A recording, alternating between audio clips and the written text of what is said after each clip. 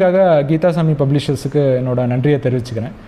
இந்த எக்ஸாமை பொறுத்த வரைக்கும் இந்த வெற்றியை வந்து என் குடும்பத்துக்காக நான் சமர்ப்பிக்கிறேன். அவங்க தான் எனக்கு எப்போவுமே உறுதுணையாக இருந்திருக்காங்க. என்னோடய அப்பா அவர் தான் என்னோடய முதல் இன்ஸ்பிரேஷன். இந்த கவர்மெண்ட் சர்வீஸுக்கு நான் வரணுன்றதே அவரோட ஊந்துதல் இல்லாமல் இருந்திருந்தால் இவ்வளோ தூரம் வந்திருக்க முடியுமான்னு தெரில. இப்போ அப்பா என் கூட இல்லாட்டி கூட எப்போவுமே அவர் என் கூட இருந்து தான் இவங்க இவ்வளோ தூரம் என்னை கூட்டிகிட்டு வந்திருக்காருன்றதை நம்புகிறேன்.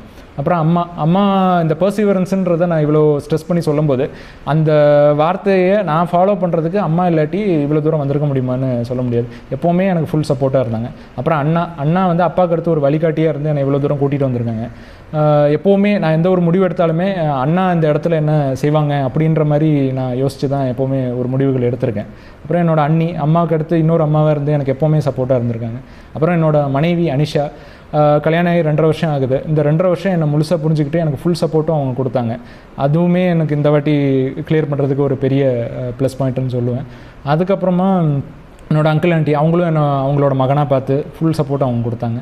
அப்புறம் என்னோடய அண்ணா பசங்க மீனு, சஞ்சு, அப்புறம் என்னோடய மக நவ்வி, இவங்க 3 பேரும் எக்ஸாம் இந்த ப்ராசஸ் பார்த்திங்கன்னா கொஞ்சம் டயரிங்கான ப்ராசஸ் தான். இந்த இடத்துலையும் எனக்கு எப்போவுமே சந்தோஷமாக இருந்தது அவங்க மட்டும்தான். அவங்க எப்போவுமே எனக்கு ஒரு நல்ல ஒரு மூடில் இருந்து எப்போ நான் வந்து கொஞ்சம் ஸ்ட்ரெஸ் ஆனாலும் என்னை டைவர்ட் பண்ணி இந்த இதில் எனக்கு எப்போவுமே வச்சுட்டாங்க. ஸோ என் குடும்பத்துக்கு எப்போவுமே நான் நன்றி கடன் பட்டிருக்கேன். அது ஒன்று.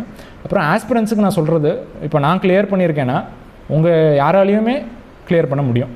அதுதான் பேசிக்காக சொல்கிறது. இந்த எஃபோர்ட்ஸ் நீங்கள் போடும்போது யாரால் வேணாலும் கிளியர் பண்ண முடியும். நீங்கள் செல்ஃப் டவுட்டே பட வேணாம். கண்டிப்பாக உங்களால் முடியும். கண்டிப்பாக நீங்கள் உழைச்சிட்டே இருங்க. என்றைக்காவது ஒரு நாளைக்கு சக்ஸஸை பார்ப்பீங்க.